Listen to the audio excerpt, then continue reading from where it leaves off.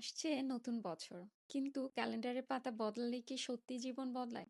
এই নতুন বছরে এই তিনটি অভ্যাস আপনার জীবনে নিয়ে আসতে পারে খুব সুন্দর পরিবর্তন।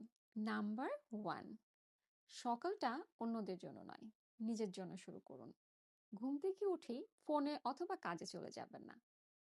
একটু সময় নিন, সুস্থ হয়ে বসুন, ভাবুন সারাদিন কি করবেন।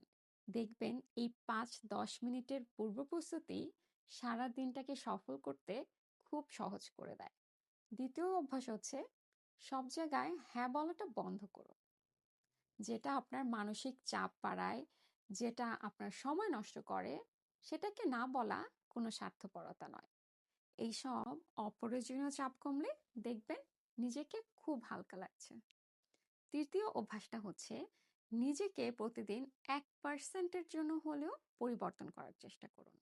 নতুন কিছু শিখুন, বই পড়ুন, অথবা নিজের যে খারাপ দিকগুলো আছে সেটা একটু একটু করে কমানোর চেষ্টা করুন।